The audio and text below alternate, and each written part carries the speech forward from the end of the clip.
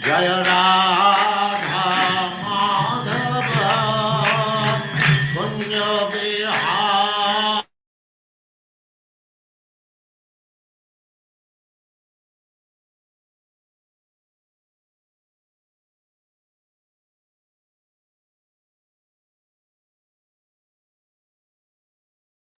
हरे कृष्णा। प्रभु जी आवाज बंद हो गई।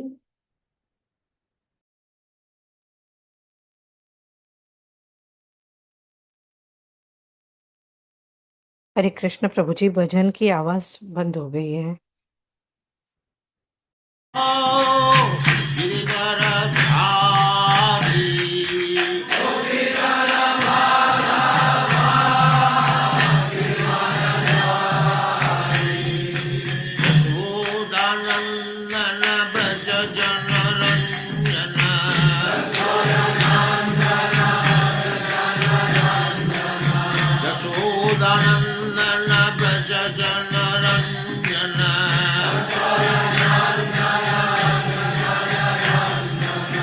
जमुना तीरा बनचारी,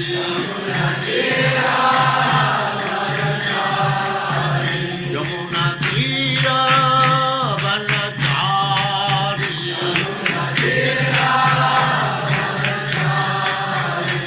जय राधा माधव कुंज बिहारी।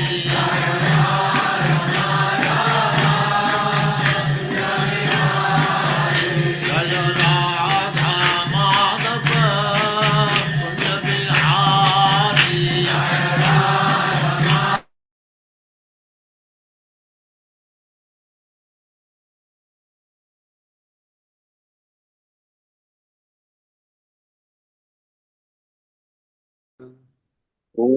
ओम नमो भगवते वासुदेवाय। ओम नमो भगवते वासुदेवाय। ओम नमो भगवते वासुदेवाय। ओम नमो भगवते वासुदेवाय। ओम नमो भगवते वासुदेवाय।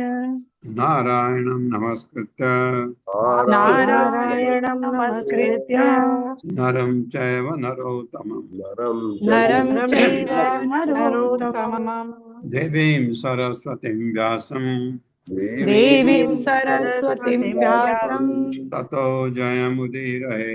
ततो जयामुदीरये।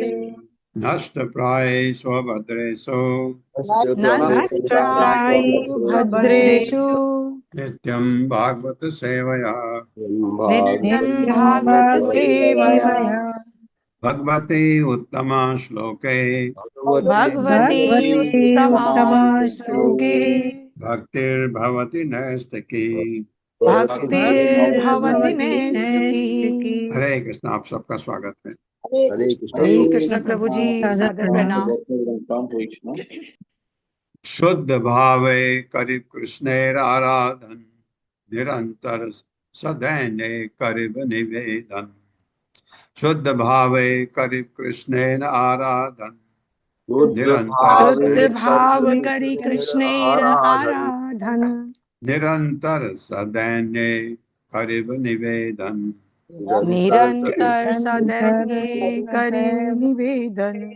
शुद्ध निवेदन। भावे शुद्ध मनोभाव से करीब मैं करूंगा कृष्ण भगवान कृष्ण के आराधन पूजा निरंतर निरंतर सदैन्य विनम्र भाव से करीब मैं करूंगा निवेदन निवेदन। ये कह रहे हैं कृष्णराज।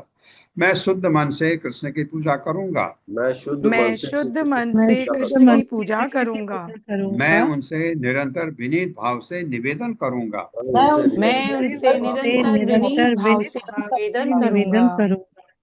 आनिया कृष्ण रे करो कीर्तन संचार तवे से अद्वैत नाम सफल आमार।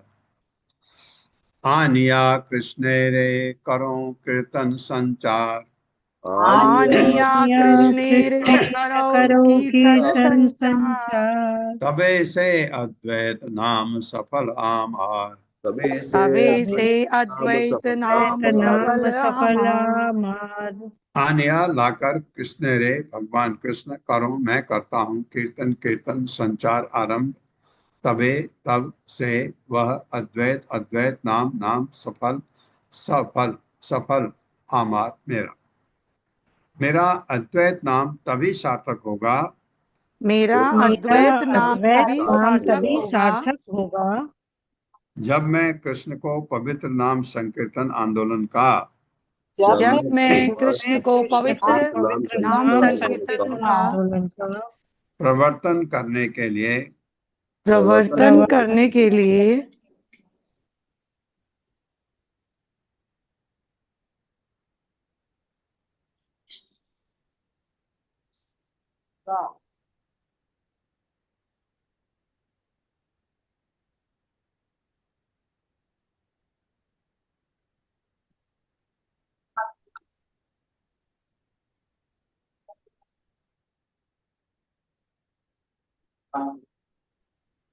प्रभु जी आवाज नहीं आ रही है।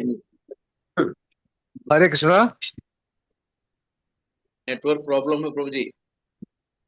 हरे कृष्णा प्रभु जी। सत्येंद्र प्रभु जी रुकिए।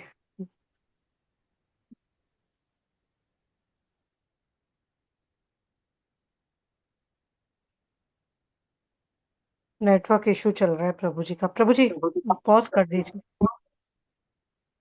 मेरा अद्वैत नाम तभी सार्थक होगा तभी सार्थक होगा जब मैं कृष्ण को पवित्र नाम संकीर्तन जब मैं कृष्ण को पवित्र नाम संकीर्तन संकीर्तन आंदोलन का प्रवर्तक करने के लिए प्रेरित कर सकूंगा।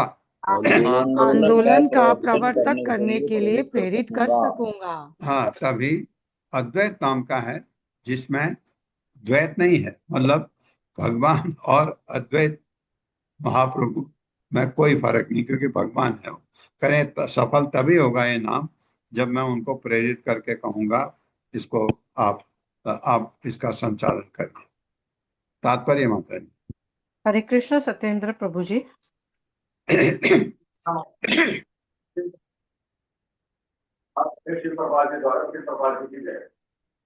एजेंटवादी मायावादी दार्शनिक जो झूठे ही विश्वास करता है कि वह भगवान से अभिन्न है। एजेंट प्रभु की तरह भगवान से प्रार्थना नहीं कर सकता।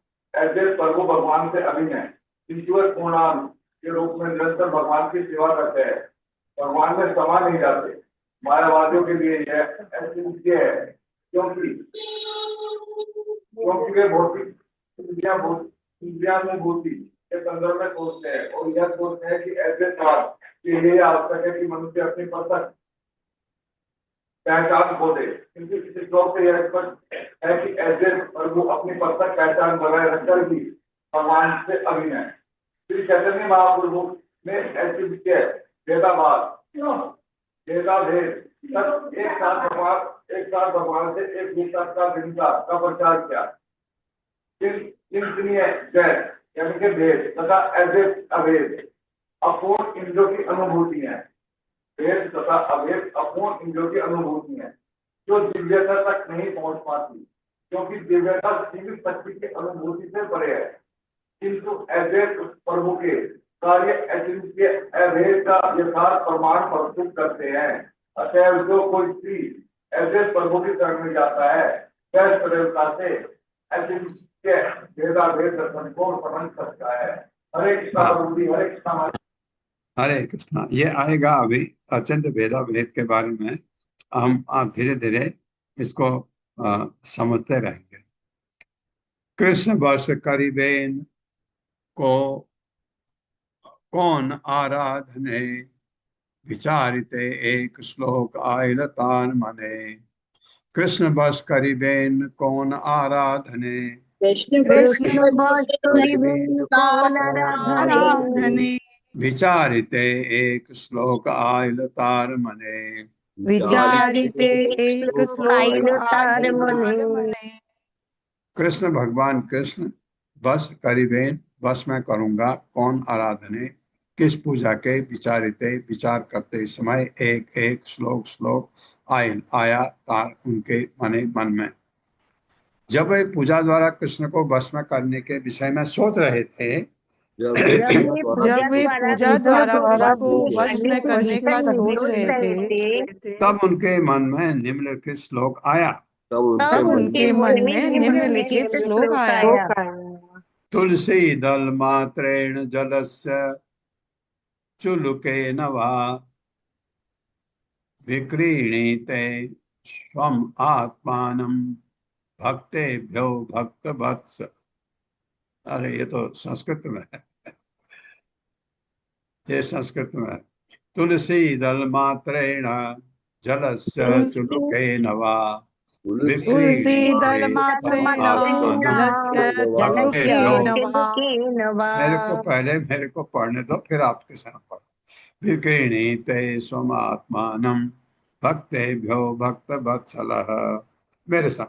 तुलसी दल मात्रेण तुलसी दल मात्रेण जलस्य चुलुकेन वा जलस्य चुलुकेन वा विक्रीणीते स्वमात्मानं विक्रीणीते स्वात्मानं भक्तेभ्यो भक्तवत्सलः।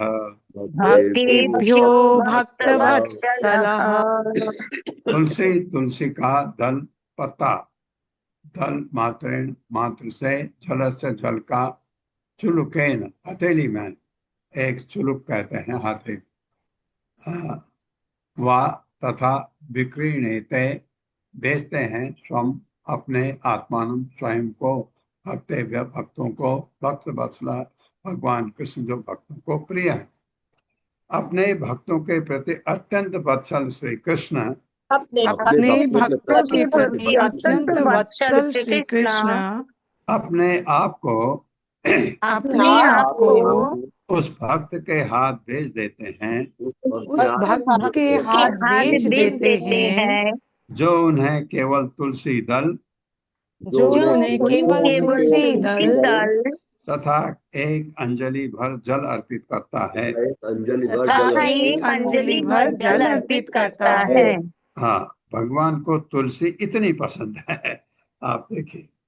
तो अगर आप भगवान को तुलसी अर्पित करते हैं, इसलिए भक्त लोग जब भोग लगाते हैं उसमें तुलसी दल रखते हैं, ताकि भगवान अट्रैक्ट हो जाएं जो आपने बनाया है।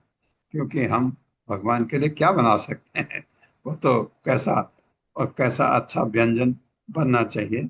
बनाते हैं को लोग बहुत अच्छा भी बनाते हैं, लेकिन अगर उसमें तुलसी दल रख दिया तो भगवान एकदम उसको अवश्य स्वीकार करेंगे। यह श्लोक, मैं इस श्लोक को सोच रहा था पहले हम सेलेक्ट करेंगे, लेकिन यह श्लोक गौतमी तंत्र से लिया गया है।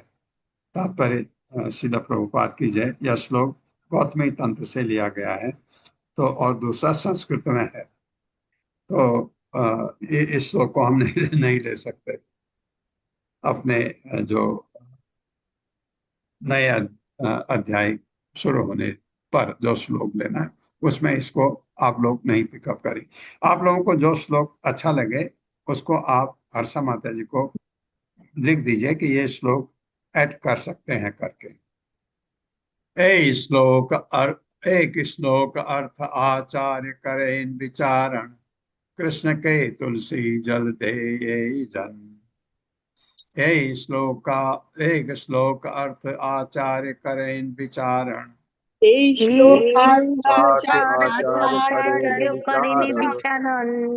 कृष्ण के तुलसी जल दे जन। कृष्ण के तुलसी जल दे जन। तार, दो श्लोक साथ है। तार ऋण शोधिते कृष्ण करेन चिंतन,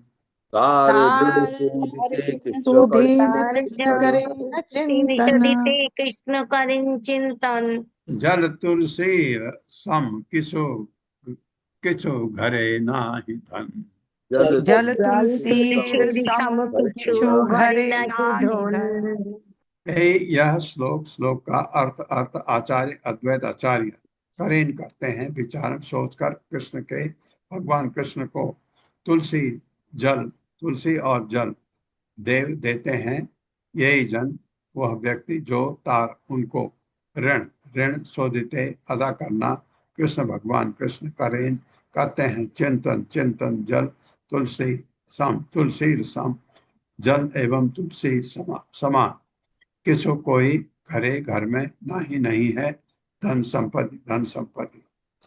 अद्वैत आचार्य ने इस श्लोक के अर्थ पर अद्वैत आचार्य ने इस श्लोक के अर्थ पर पर इस प्रकार विचार किया, इस प्रकार विचार किया, जो कृष्ण को तुलसी दल तथा जल अर्पित करता है, जो कृष्ण को तुलसी दल दल तथा जल तथा अर्पित जल अर्पित करता करता है, है, उसके ऋण को चुकाने की उसके ऋण को चुकाने की कोई विध न पाकर कोई विधि कोई न विधि न पाकर पाकर भगवान कृष्ण सोचते हैं, भगवान कृष्ण सोचते हैं, मेरे पास ऐसी कोई संपत्ति नहीं मेरे पास मेरे ऐसी मेरे पास पास ऐसी कोई संपत्ति संपत्ति नहीं है जो तुलसी दल तथा जल की समता कर सके।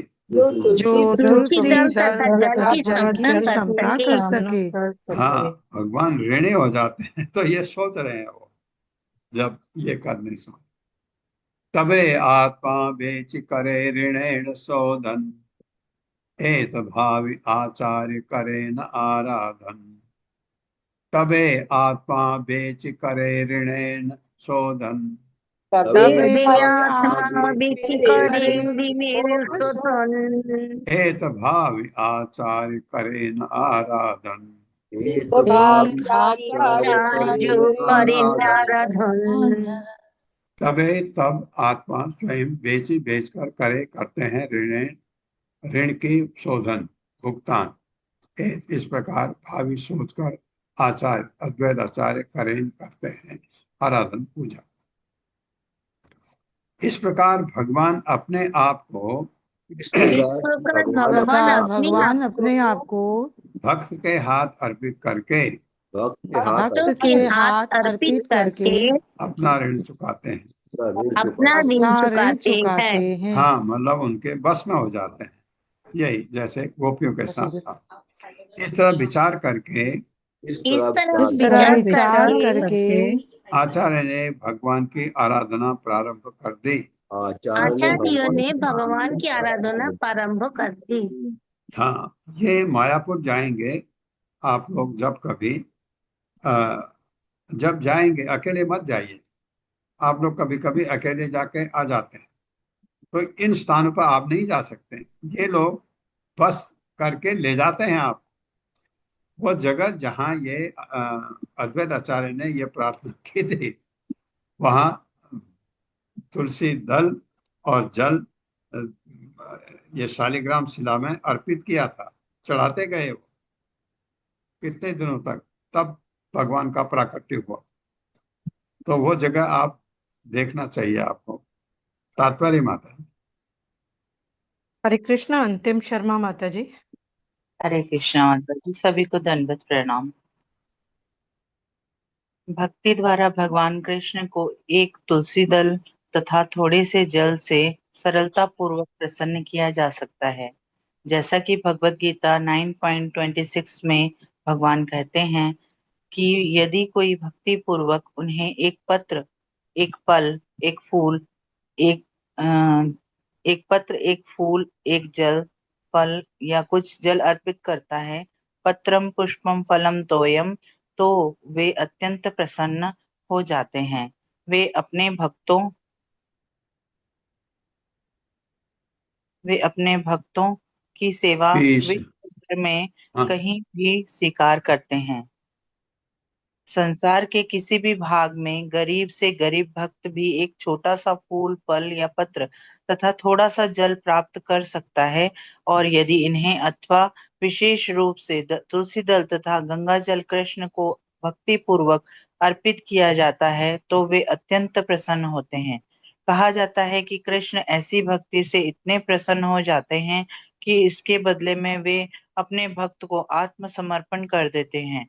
शील अद्वैत आचार्य इस तथ्य को जानते थे, इसलिए उन्होंने तुलसी दल तथा गंगा जल से भगवान की पूजा करने, उनसे अवतरित होने के लिए आह्वान करने का निश्चय किया। हरे कृष्णा। ये ऐसा भगवान ने कहा है, ये पत्रम पुष्पम फलम तोयम। अगर इतना भी कोई करे मेरा भक्त श्रद्धा से प्रेम से, तो मैं उसको स्वीकार करता हूँ। इसका मतलब यह नहीं कि आप जल और ये तुलसी दल भी रोज अर्पित करें भगवान को, नहीं। आप जो सामर्थ्य है उतना, क्योंकि आप अपने लिए तो बहुत अच्छा अच्छा खाना बनाते हैं, भगवान के लिए क्यों नहीं, ये भी करिए साथ में। लेकिन हाँ, सामर्थ्य नहीं है। सामर्थ्य दो टाइप की। एक सामर्थ्य कि आपके पास पैसा नहीं है इतना बहुत अच्छा अच्छा सामान खरीदने के लिए, बहुत अच्छे थाली कटोरा भगवान के लिए अलग होना चाहिए। उस थाली कटोरे में कभी भी भगवान को भोग मत लगाइए जिसमें आप खाना खाते हैं, उनके लिए अलग से खरीद के रखिए। वो वो आप पैसा है बहुत अच्छे अच्छे महंगे भी खरीद सकते हैं। और अगर पैसा नहीं है लेकिन अलग से होना चाहिए, ये बात जरूरी है।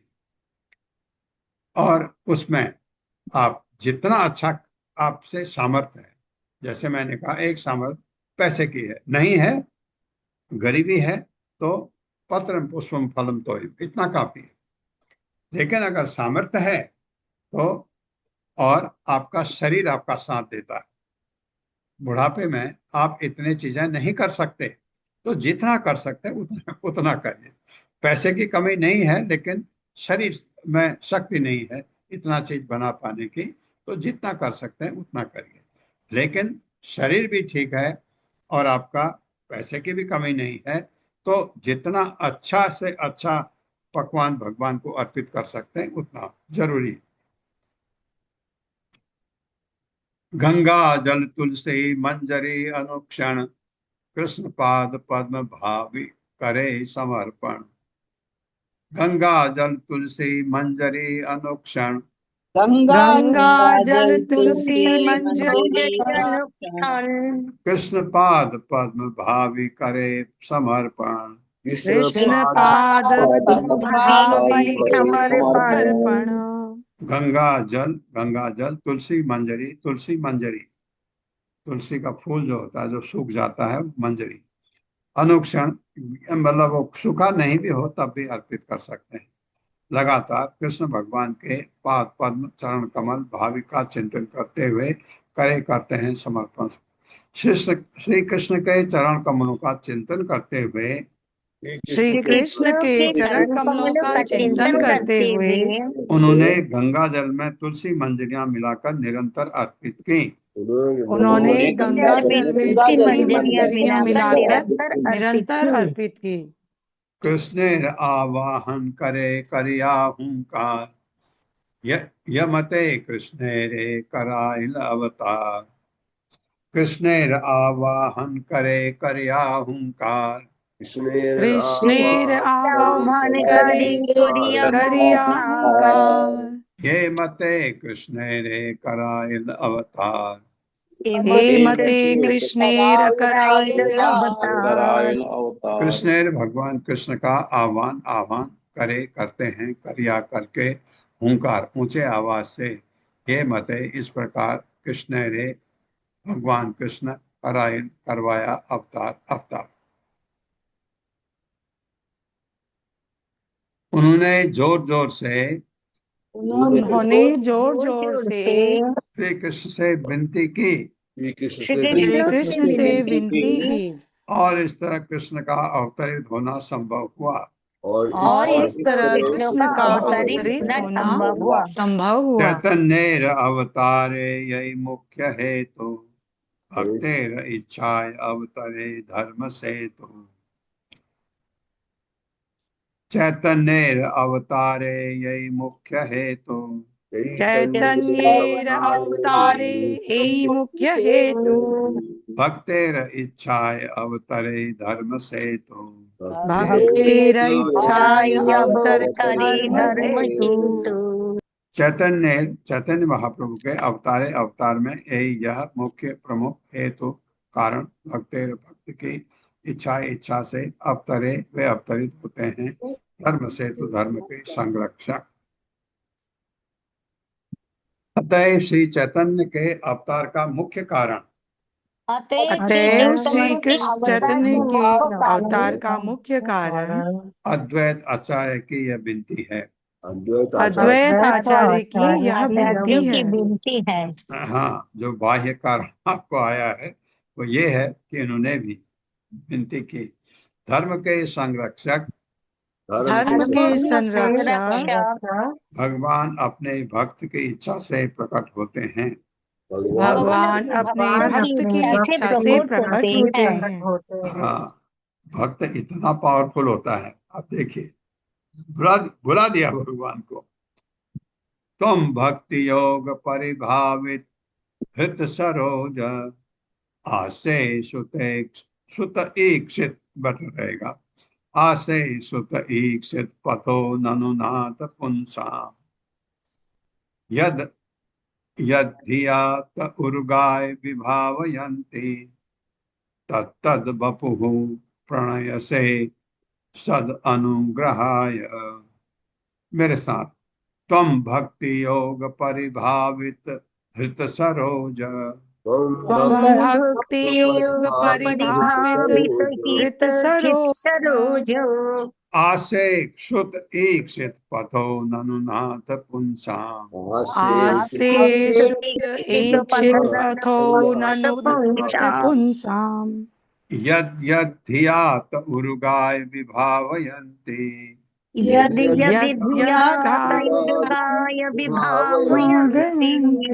तत्तद बपुः प्रणयसे सद अनुग्रहाय।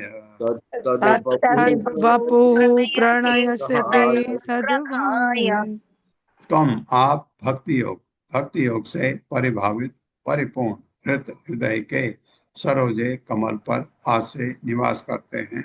सुना हुआ, एक से देखा हुआ पथ जिसका मार्ग ननु निश्चित रूप से नाथ हे नाथ पुंसाम भक्तों से यत यत जो धिया मन से ते वे उर्गाय हे भगवान जो उत्तम विधियों से महामान्वित हैं।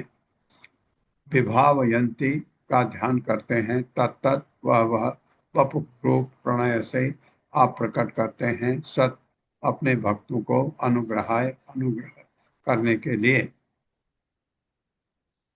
हे प्रभु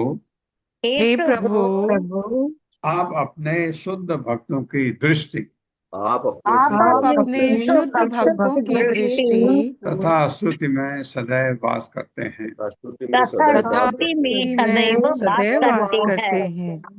आप उनके कमल सदृश हृदयों में भी निवास करते हैं। आप उनके कमल सदृश हृदयों में भी निवास करते हैं।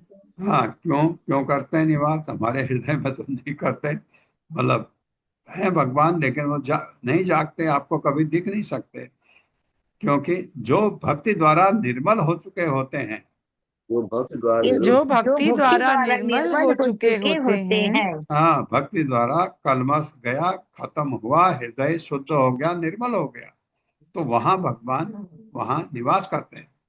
हे भगवान आप उत्कृष्ट स्तुतियों से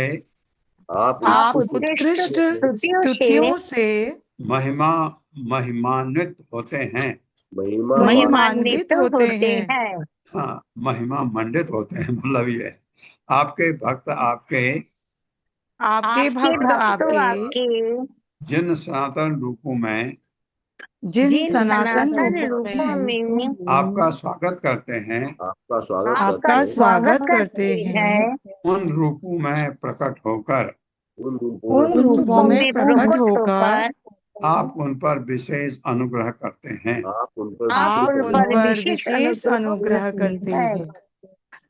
तात्पर्य माता जी। हरे कृष्ण ललिता माता जी। हरे कृष्ण माता जी। हरे कृष्ण प्रभु जी। श्रील प्रभुपाद की जय। यह श्लोक श्रीमद् भागवत 3.9.11 में आया है। यह एक स्तुति है जिसमें ब्रह्मा जी सृष्टि कार्य करने के लिए पूर्ण पुरुषोत्तम भगवान कृष्ण से उनका आशीर्वाद मांगते हैं। भगवान विषयक ज्ञान वैदिक शास्त्रों के विवरणों से प्राप्त किया जा सकता है। उदाहरणार्थ ब्रह्म संहिता 5.29 में भगवान कृष्ण के धाम का वर्णन मिलता है जो चिंतामणि से बना है और जहां गोप बालक के रूप में भगवान की सेवा करने के लिए लाखों लक्ष्मियां हैं।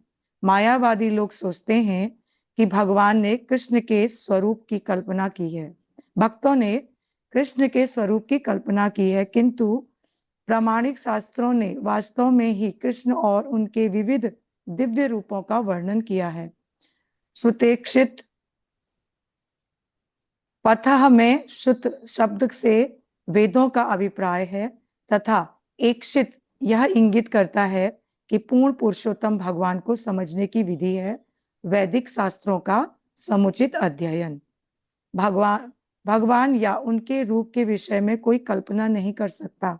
ऐसी कल्पना उन लोगों को मान्य नहीं है जो ज्ञानालोक प्राप्त करने के संबंध में गंभीर हैं।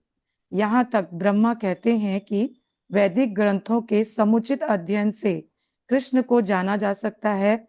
यदि कोई भगवान के रूप, नाम, गुण, लीलाओं तथा साज सामग्री के अध्ययन से उनके प्रति आकृष्ट हो जाता है तो वह भक्ति कर सकता है और भगवान का दिव्य रूप सदा के लिए उसके हृदय में अंकित हो जाएगा।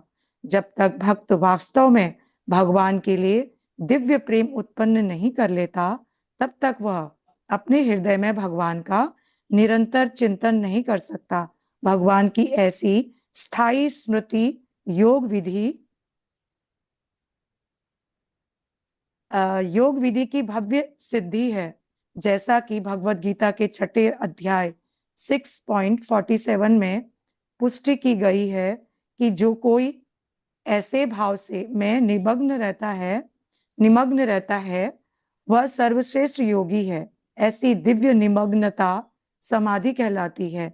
जो शुद्ध भक्त पूर्ण पुरुषोत्तम भगवान का निरंतर चिंतन करता रहता है वही भगवान का दर्शन पाने का अधिकारी है।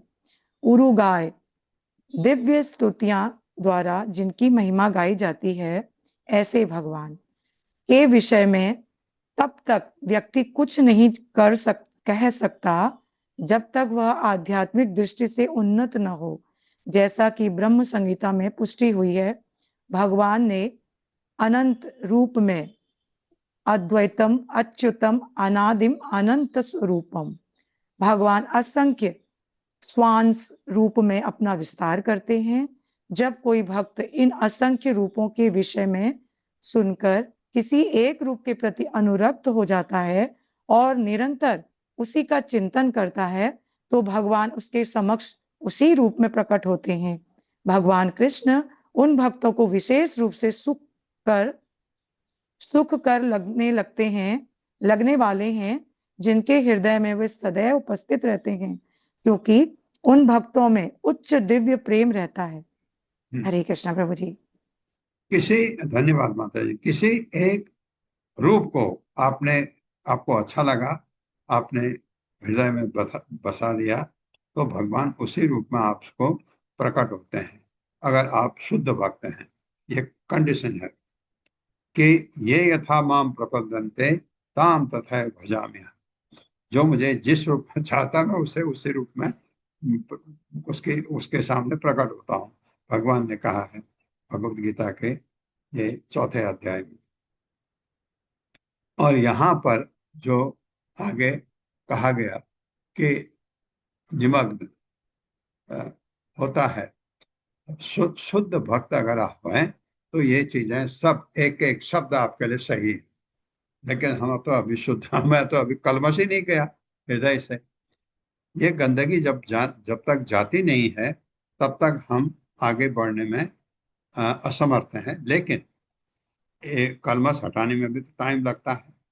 धुलते धोते जब आप कोई दाग लगता है कपड़े में, धोते हैं, एक बार थोड़ा निकलता है, 2 बार तीसरा निकलता है, चौथी बार देखा आपने कि नहीं निकल रहा, फिर आप ऐसे साधन ढूंढते हैं, वो कठिन है निकलना। फिर आप क्योंकि आप डिटरमिन्ड है उसको निकालने के लिए, तो आप फिर धोबी के पास जाते हैं, उससे पूछते हैं तरीका बता। वो बताता है ये चीज खरीदो, इसको लगाओ, इससे निकलेगा, पेट्रोल लगाओ, इससे निकलेगा, ये निकलेगा। आप निकाल देते हैं उसको, वो साफ हो गया। वैसे ही हमारे हृदय से कुछ इतने चीजें हैं, कलमश निकलता नहीं। क्रोध, आपने जिस व्यक्ति को बहुत क्रोध आता है उससे कहोगे क्रोध छोड़ दे, छोड़ेगा, और छोड़ेगा, फिर उसको भड़काओ किसी चीज में, भड़क जाएगा, फिर गुस्सा आ जाएगा। तो ये चीज हमारे कलमश अंदर से बिल्कुल साफ होने चाहिए। और मैं आपको बता रहा हूं कि ये आपके हृदय से अवश्य साफ हो जाएंगे अगर आप डिटरमिन्ड है कि नहीं, मुझे तो क्रोध करना ही नहीं है। तो मैंने आपको तरीका बताया, पहले आप उसको कंट्रोल करने की कोशिश करिए, कंट्रोल हो जाता है। बिल्कुल, ये मेरा अपना अनुभव है। मेरा जैसा व्यक्ति कंट्रोल कर लेता है तो आप लोग तो बहुत अच्छे हैं। तो आप कंट्रोल करके बाद में जब कंट्रोल हो जाता है रिजेक्ट कर दीजिए, छोड़ दीजिए उसको। फिर वो चीजें आपकी, वो क्रोध आप में आएगा नहीं। इसी तरह से आपका काम, क्रोध, लोभ, मोह, मद मत्सर, यह ईर्ष्या बहुत खतरनाक है। ईर्ष्या आप मेरे से करें, मुझे तो पता भी नहीं है, आप जल रहे हैं खाली। ये वैसे भी भौतिक दृष्टि से भी ईर्ष्या हमारे को नुकसान करती है। हम किसी से अगर ईर्ष्या करते हैं, भाई या तो जिससे आप ईर्ष्या करते हैं उसको भी थोड़ा इफेक्ट हो, बिल्कुल उसको तो पता भी नहीं है, हम उससे ईर्ष्या कर रहे हैं, अपने को अंदर से कुड़ रहे हैं, हमारा नुकसान। भौतिक दृष्टि से भी ये गलत है। आध्यात्मिक में तो ये आप आगे बढ़ ही नहीं सकते। ईर्ष्या बहुत जरूरी है। अब कंपेयर करते जाइए, 2 साल पहले आप में ये ईर्ष्या थी इस व्यक्ति के लिए, अब है, कम हुई, बहुत कम हो गई, ऐसा आपको लगता है तो आपकी उन्नति हो रही है। खुश खुश हो जाइए। आपको क्रोध अब नहीं आता, पहले आता था, अब आप इग्नोर करते हैं। धीरे धीरे इग्नोर करने का मतलब आप धीरे धीरे आपको फिर आदत हो जाती है, क्रोध नहीं आता है। तो ये एक्चुअली क्या होता है, कभी कभी कोई बहुत गलत गलत काम करते हैं, उसमें मुझे भी क्रोध आता था। गलत चीजों को मैं बर्दाश्त नहीं कर सकता था पहले, लेकिन मैं कौन होता हूं बर्दाश्त करने वाला। तो उसको आप अच्छी तरह भी बोल सकते हैं, ये गलत है इस पॉइंट ऑफ व्यू से। अब आपकी मर्जी है, अगर आप इसको कंटिन्यू करना चाहते हैं या छोड़ना आपके लिए, आपके हित में है। ऐसा भी तो मैं कह सकता था, गुस्सा करके लड़ने की क्या क्या जरूरत है ना।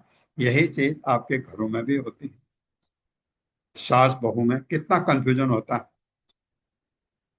ये तो इसमें फैमिली मेंबर्स में किसी में भी आपस में होता है, कंफ्यूजन हो जाता है एक दूसरे से।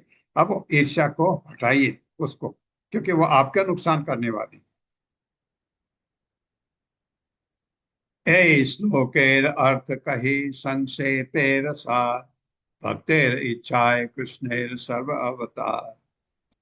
ये श्लोकेर अर्थ कही संक्षेपेर सार, ए श्लोके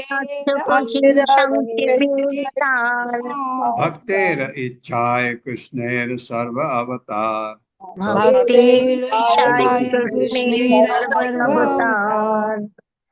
यही यह श्लोक का अर्थ कही मैं वर्णन करता हूँ संक्षेप में सार भक्तेर भक्त की इच्छा से कृष्णेर भगवान कृष्ण के सभी अवतार।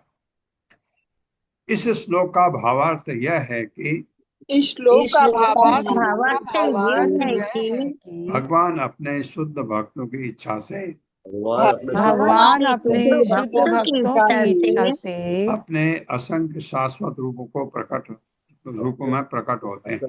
अपने अपने असंख्य असंख्य शाश्वत साक्षात रूपों में रूपों में प्रकट प्रकट होते होते हैं। हैं। हाँ, भक्तों की इच्छा की वजह से। चतुर्थ श्लोकेर अर्थ है सुनिश्चित, अवतीर्ण है ला गौर प्रेम प्रकाशित। चौथा श्लोक की बात कही थी इन्होंने। चतुर्थ श्लोकेर अर्थ है सुनिश्चित, चतुर्थ श्लोके अर्थ है निश्चिते अवतीर्ण है लाग और प्रेम प्रकाशिते भक्ति है और लाग प्रेम और प्रकाशिते प्रकाशिते। चतुर्थ चौथे श्लोक का अर्थ है था, सुनिश्चित निश्चित रूप में अवतीर्ण है ला अवतरित हुए गौर भगवान चैतन्य महाप्रभु प्रेम ईश्वर प्रेम प्रकाशित प्रकट करने के लिए इतनी तपस्या की। अब शुद्ध भक्त थे ये, हालांकि वो खुद अपने में महाविष्णु का अवतार कहते हैं उनको, तो उन्होंने ऐसा करके भगवान को बुला ही लिया। इस प्रकार मैंने चौथे श्लोक का अर्थ निश्चित कर दिया है।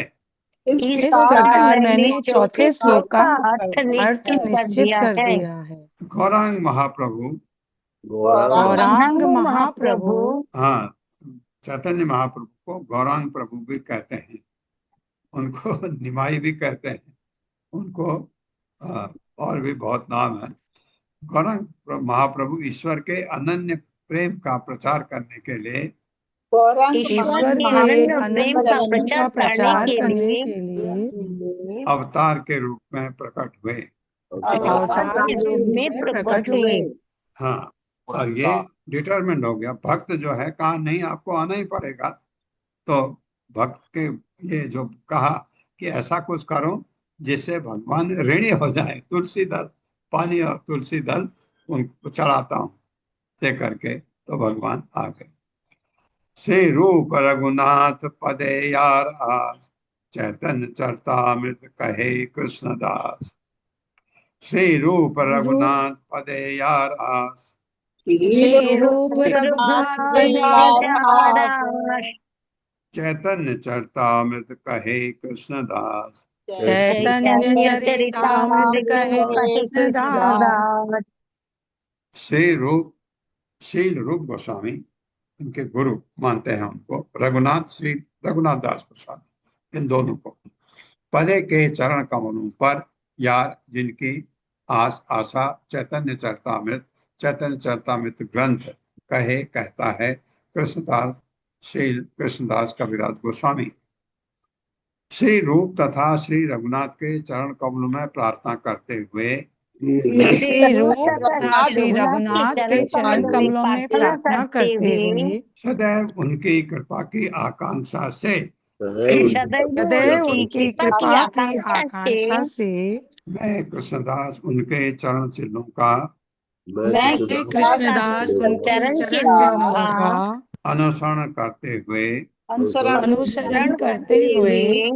श्री चैतन्य चरतामृत का वर्णन कर रहा हूँ। श्री चैतन्य चरितामृत का वर्णन कर रहा हूँ। इस प्रकार श्री चैतन्य चरतामृत इस प्रकार श्री चैतन्य चरितामृत आदि लीला के श्री चैतन्य महाप्रभु के प्राकट्य के श्री चैतन्य महाप्रभु के प्राकट्य के बाह्य कारण का वर्णन करने वाले तृतीय अध्याय का भक्ति वेदांत तात्पर्य पूर्ण हुआ। तृतीय अध्याय का भक्ति वेदांत तात्पर्य पूर्ण हुआ। हरि बोल। र्युमा माता जी। जी प्रभु जी, हरे कृष्ण प्रभु जी, दंडवत प्रणाम प्रभु जी। हाँ, ऐसा करते हैं, आज 10 मिनट लीजिए आप, क्योंकि मुझे निकलना है जल्दी, तो आप 10 मिनट आज करिए, बाकी कल सुबह कर। जी प्रभु जी, जैसे आपकी आज्ञा प्रभु जी। तो प्रभु जी, तीसरा अध्याय श्री चैतन्य महाप्रभु के प्राकट्य के बाह्य कारण, जिनको कि हमने 2 भागों में पहले भी विभाजित करके लगभग 55वें श्लोक तक हम आ चुके थे, उनका एक क्विक रिकैप करके फिर इससे आगे लेते हैं। श्री चैतन्य महाप्रभु की जय, कृष्णदास कविराज गोस्वामी की जय, श्रील प्रभुपाद की जय, गुरु महाराज की जय, और प्रभु जी आपके आशीर्वाद आपके आदेश से प्रयास करती हूँ। तो अब तक हमने जो भी पढ़ा उसका एक क्विक रिकैप लेते हैं कि हमने चौथे श्लोक में मंगलाचरण को कृष्णदास कविराज गोस्वामी जी दर्शा रहे हैं, क्योंकि ये चौथा श्लोक हमें संपूर्ण इसका सार देगा कि भगवान के प्राकट्य का कारण क्या था। फिर 5वें से 10वें श्लोक तक भगवान चैतन्य महाप्रभु के प्राकट्य के समय की गणना बताई गई है। 11वें श्लोक से आगे भक्त और भगवान के प्रेम के मध्य जो भी प्रेमा भक्ति के रस हैं उनका वर्णन किया गया है। 17वें श्लोक में हमें मुक्ति की 5 अवस्थाएं समझाई गई थी। 19वें श्लोक से आगे हमने चैतन्य महाप्रभु के प्राकट्य का दूसरा कारण, अर्थात पहला कारण कि भगवान क्यों आते हैं, भगवान अपने ही रूप में अपने ही नाम के प्रचार प्रसार के कारण आते हैं। दूसरा कि नाम संकीर्तन के कारण आते हैं। और फिर 30वें श्लोक से आगे उनके शारीरिक लक्षण। फिर जहां हमने छोड़ा था वहां हम सीधा 52वें श्लोक पे आते हैं, जहां चैतन्य महाप्रभु के रूप में स्वयं श्री कृष्ण ही अपने नाम का प्रचार और प्रसार हरिनाम संकीर्तन के द्वारा करते हैं। उसका हमने थोड़ा सा वर्णन पढ़ा था। अब हम 67वें श्लोक से आगे चलेंगे जहां हमने छोड़ा था। तो अंतिम जो छोड़ा था उसको रिपीट करते हुए यहाँ से आगे बढ़ती हूँ। ब्रह्मा जी तथा शिव जी तक के आराध्य यानी चैतन्य महाप्रभु मात्र अपने भक्तों की प्रेम पुकार से ही अपनी कृपा प्रदान कर देते हैं। ऐसे कृपालु भगवान श्री चैतन्य महाप्रभु के श्री चरण कमलों में हमारा कोटि कोटि नमन, और उनकी कृपा हमें प्राप्त करवाने के लिए हम सबके परम गुरु श्रीला प्रभुपाद जी महाराज को हमारा नमन। अगला श्लोक। कृष्णदास कविराज गोस्वामी श्रीमद् भागवतम के 10वें स्कंद के 14वें अध्याय का 14वां श्लोक, ये बहुत इंपॉर्टेंट है इसलिए मैंने इसका नंबर भी नोट किया है। 10.14.14 से हमें प्रमाण देते हैं, जहां ब्रह्मा जी श्री कृष्ण को संपूर्ण सृष्टि के कारण और सृष्टा बताते हुए उन्हें श्री नारायण और उनके पुरुषावतारों को उनके अंश कहकर उनकी स्तुतियां करते हैं। ईशोपनिषद से ओम पूर्णमदः पूर्णमिदम नामक श्लोक स्पष्ट करता है कि पूर्ण का प्रत्येक अंश अपने आप में पूर्ण होता है और पूर्ण से अंश निकलने के बाद भी परम पूर्ण पूर्ण ही रहता है। उसी प्रकार भगवान से उनके अंशों के विस्तार निकलने के बाद भी वे परम पूर्ण रहते हैं। ठीक उसी तरह जैसे एक दीप से हजारों दीपक जलाने पर भी मूल दीपक का प्रकाश क्षय नहीं होता। शरीर के अंग शरीर को पूर्ण करते हैं, इसलिए चैतन्य महाप्रभु सशरीर जहां उनके अंग उनके नित्य पार्षद नित्यानंद प्रभु जो स्वयं बलराम हैं और अद्वैत प्रभु जो स्वयं श्री विष्णु हैं, उनके साथ ही कलयुग में अपनी विशेष लीलाएं प्रकट करने के लिए अवतरित हुए। भगवान के ये अनन्य भक्त न केवल भक्ति का प्रसार और प्रचार करते हैं, बल्कि नास्तिकों और पाखंडियों से अपने भक्तों की रक्षा भी करते हैं। यही इनके प्राकट्य का मूल कारण है। कृष्णदास कविराज गोस्वामी कहते हैं कि भगवान के ये अंश जो स्वयं बलराम जी तथा श्री विष्णु हैं, श्रीवास पंडित जैसे महान भक्तों के साथ भगवत नाम का कीर्तन करते हैं, और उनके पवित्र नामों का कीर्तन करने वाला हर मनुष्य अत्यंत भाग्यशाली है, जिसकी पुष्टि श्लोक संख्या 72 से आगे की गई है। संकीर्तन यज्ञ सर्वश्रेष्ठ यज्ञ है, और इस यज्ञ को करने वाला मनुष्य समस्त पापों से मुक्त होकर जन्म मृत्यु के चक्र से छूट जाता है, जो प्रत्येक जीवन का एकमात्र सर्वोच्च तथा अंतिम लक्ष्य है। 79वें श्लोक का तात्पर्य अत्यंत महत्वपूर्ण है, जहां श्रील प्रभुपाद हमें समझाते हैं कि कृष्णदास कविराज गोस्वामी ने ये क्यों कहा कि संकीर्तन यज्ञ को 1 करोड़ अश्वमेध यज्ञों के बराबर भी नहीं समझा जा सकता, क्योंकि अन्य कोई भी यज्ञ देवताओं की प्रसन्नता के लिए किया जाता है, जिससे प्राप्त होने वाले फल भौतिक अर्थात क्षणिक होते हैं। केवल भगवान के पवित्र नामों का जप कीर्तन अर्थात संकीर्तन यज्ञ ही एकमात्र यज्ञ है जो सर्वदा आध्यात्मिक है, और इसीलिए इसका फल स्थायी अर्थात भगवान शरण प्राप्त करवाने वाला है। हरि बोल। श्रील प्रभुपाद की जय। इसी तथ्य की पुष्टि करते हुए श्रील जीव गोस्वामी ने भागवत संदर्भ में भी श्रीमद् भागवतम से प्रमाण लिए हैं। श्रील प्रभुपाद समझाते हैं कि भगवान कृष्ण उस व्यक्ति का निर्देश करते हैं जो निरंतर उनका चिंतन करता है, और यह गुण स्वयं श्रीमती राधा रानी का है। इसलिए महाप्रभु ने राधा रानी का भाव लिया ताकि वे निरंतर श्री कृष्ण का स्मरण और चिंतन कर सकें। यह अत्यंत महत्वपूर्ण संदर्भ है, जिसे हमें चैतन्य चरितामृत का अध्ययन करते हुए सदा स्मरण रखना होगा। चैतन्य महाप्रभु ने इसी प्रेम को प्रकट करने के लिए श्री कृष्ण तथा श्रीमती राधा रानी का मिश्रित रूप से भाव लिया, जिसके प्रमाण हमें शास्त्रों से प्राप्त होते हैं और आगे के अध्यायों में इसकी पुष्टि भी की गई है। परंतु इसे देखने और समझने के लिए मनुष्य की बुद्धि भक्त भाव में होनी चाहिए। भौतिक नेत्रों और बुद्धि से इसे कभी प्राप्त नहीं किया जा सकता, क्योंकि आसुरी बुद्धि माया द्वारा मोहित होती है, इसलिए वह वास्तविक तथ्य यानी परम सत्य को नहीं देख पाती।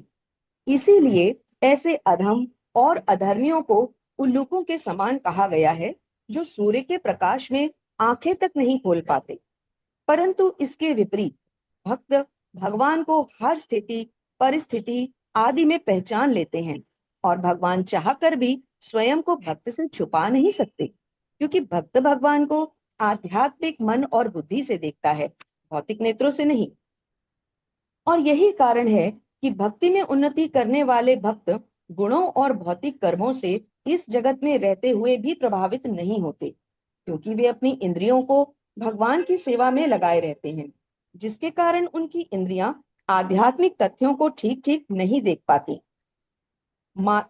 ठीक ठीक देख पाती हैं, क्योंकि भक्तों की बात हो रही है। माया कितनी ही प्रबल क्यों ना हो, परंतु जो स्वयं मायापति की शरण में होगा, उसे भला माया कैसे वश में करेगी। 90वें श्लोक से आगे कृष्णदास कविराज गोस्वामी शास्त्रीय प्रमाणों के साथ समझाते हैं कि भौतिक जगत में दो प्रकार के लोग मिलते हैं, सुर और असुर। सुर यानी श्री विष्णु के भक्त, और असुर जो उनके विपरीत हैं। विष्णु भक्त कृष्ण भावनामृत होते हैं, कृष्ण भावना भावित होते हैं। उनकी इंद्रियां सर्वदा भगवान की सेवा में लगी रहती हैं। उनका लक्ष्य भगवान श्री कृष्ण की प्रसन्नता होती है। वे जीवन भर भी और अंतिम श्वास के समय भी केवल श्री कृष्ण का स्मरण करते हुए उनके धाम को प्राप्त करते हैं, जबकि असुरगण स्वयं की इंद्रियों को तृप्त करने हेतु अपना जीवन व्यर्थ करते हैं और जीवन का लक्ष्य भी नष्ट कर देते हैं, और अंततः युगों युगों तक अलग अलग योनियों में जीवन मृत्यु के चक्र में फंसे रहकर भटकते ही रहते हैं। 92वें श्लोक से आगे कृष्णदास कविराज गोस्वामी श्री चैतन्य महाप्रभु के प्राकट्य का तीसरा बाह्य कारण बताते हैं। महाप्रभु प्रकट हुए अपने परम भक्त अद्वैत आचार्य की पुकार पर, जिसका विस्तृत वर्णन अब हमें आगे पढ़ने को मिलता है। प्रभु जी, क्या 5 मिनट और हैं या कि समाप्त करूं? 5 मिनट और ले लो माता, पूरा ही कर लो। धन्यवाद, बहुत बहुत धन्यवाद प्रभु जी। यहाँ कृष्णदास कविराज गोस्वामी एक अत्यंत महत्वपूर्ण तथ्य बताते हैं कि भगवान जब भी पृथ्वी पर अवतरित होते हैं, तो उनसे पहले उनके माता पिता, उनके गुरुजन भक्त रूप में प्रकट होते हैं। और इस बार भी चैतन्य महाप्रभु से पहले उनके गुरु श्री माधवेंद्रपुरी, श्री ईश्वरपुरी उनके गुरु रूप में, और श्री जगन्नाथ मिश्र उनके पिता रूप में, और श्रीमती शची माता उनकी माता के रूप में, और स्वयं श्री विष्णु उनके भक्त रूप यानी अद्वैत आचार्य के रूप में प्रकट हुए। अब प्रश्न यह है कि अद्वैत आचार्य ने उस परिस्थिति में ऐसा क्या देखा कि उन्होंने भगवान को अवतरित होने के लिए पुकारा। तो इसका विस्तृत वर्णन हमें श्लोक संख्या 96 से आगे प्राप्त होता है।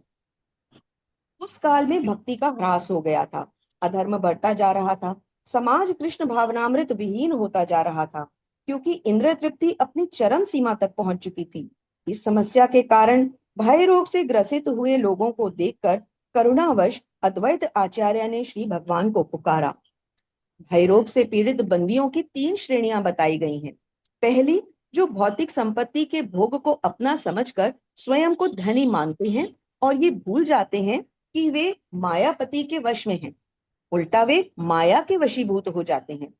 दूसरे, वे जो इसी पहली श्रेणी के बंदी होने के कारण अपने कर्मों को भोगने के लिए निम्न योनियों में पहुंच जाते हैं। और तीसरी श्रेणी वे जो भौतिक धन के अभाव में स्वयं को निर्धन मानकर पहली और दूसरी श्रेणी का अनुसरण कर बैठते हैं।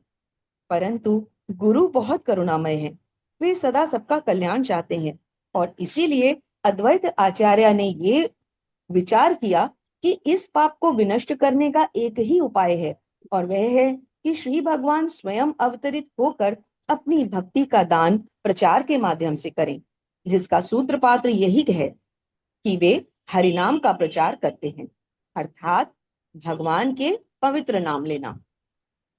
कृष्णदास कविराज गोस्वामी समझाते हैं कि इस विचार के द्वारा अद्वैत प्रभु ने अपने नाम को सार्थक किया, क्योंकि अद्वैत का अर्थ है अभेद यानी अभिन्न, अर्थात भगवान का रूप होते हुए भी, क्योंकि अद्वैत आचार्य श्री विष्णु का रूप है, इसलिए यहाँ ये कहा गया कि भगवान का रूप होते हुए भी अंश रूप में उनकी सेवा करना, और यही है अचिंत्य भेदा भेद का दर्शन, जहां भगवान की विभिन्न शक्तियां विभिन्न होकर भी एक हैं। तो फिर यहाँ पुनः वही श्लोक स्मरण हो आता है कि पूर्ण के अंश भी स्वयं में पूर्ण है, और अंशों के निकल जाने के बाद भी परम पूर्ण पूर्ण ही है। कृष्णदास कविराज गोस्वामी कहते हैं कि भगवान को धरा पर आवाहन करने के विचार के साथ ही अद्वैत आचार्य को यह स्मरण हो आता है कि भक्तों के प्रति अत्यंत वत्सल श्री कृष्ण मात्र जल तथा तुलसी दल से प्रसन्न होकर भक्तों के वश में हो जाते हैं। परंतु यहाँ हमें उन महान भक्तों को भगवान के, जिनका प्रेम भगवान के प्रति प्रगाढ़ है और निष्ठा भगवान के प्रति अटूट है, उनका स्मरण अवश्य करना चाहिए, और उन अनन्य भक्तों को दंडवत प्रणाम करने का मौका नहीं छोड़ना चाहिए। इसलिए एक बार फिर से कहती हूँ, अद्वैत आचार्य की जय, कृष्णदास कविराज गोस्वामी की जय और श्रील प्रभुपाद की जय। अंतिम श्लोकों पे आती हूँ। इस प्रकार से स्वयं को भक्त को देकर भगवान उस भक्त की भक्ति के ऋण चुकाते हैं। हरि बोल। कदाचित यह भक्त और भगवान के दिव्य संबंधों का वह अमृत है जिसका आस्वादन केवल शुद्ध भक्ति से ही संभव है। इसी भाव को हृदय में स्थिर किए हुए अद्वैत आचार्य श्री भगवान को प्रसन्न करने हेतु गंगाजल तथा तुलसी मंजरियां अर्पित करते हुए उच्च स्वर में भगवान को पुकारने लगते हैं। इस प्रकार यह प्रमाणित हो जाता है कि भगवान चैतन्य महाप्रभु के प्राकट्य का मुख्य कारण श्री अद्वैत आचार्य की पुकार है।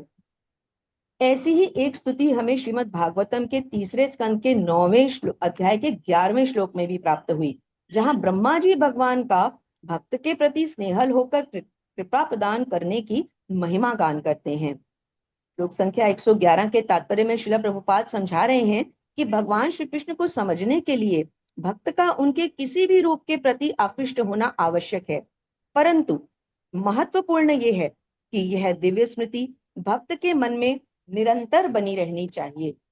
इस प्रकार मंगलाचरण के 4वें श्लोक का निष्कर्ष देते हुए कृष्णदास कविराज गोस्वामी कहते हैं कि गौरांग महाप्रभु भगवान के अनन्य प्रेम का प्रचार करने के लिए भक्त रूप में प्रकट हुए। श्री चैतन्य महाप्रभु की जय, श्री अद्वैत आचार्य की जय, षड गोस्वामियों की जय, कृष्णदास कविराज गोस्वामी की जय, श्रील प्रभुपाद की जय, गुरु महाराज की जय। प्रभु जी आपका कोटि कोटि नमन, कोटि कोटि धन्यवाद प्रभु जी। हरे कृष्ण प्रभु जी। बहुत धन्यवाद माता जी, बहुत धन्यवाद, बहुत धन्यवाद, बहुत सुंदर ढंग से, बहुत सुंदर। ओम अज्ञानतिमिरान्धस्य ज्ञानाञ्जन शलाकया चक्षुरुन्मिलितं तस्मै श्री गुरुवे नमः। नमः विष्णुपादाय कृष्णप्रेष्ठाय भूतले श्रीमते भक्तिवेदांत स्वामिनिति नामिने।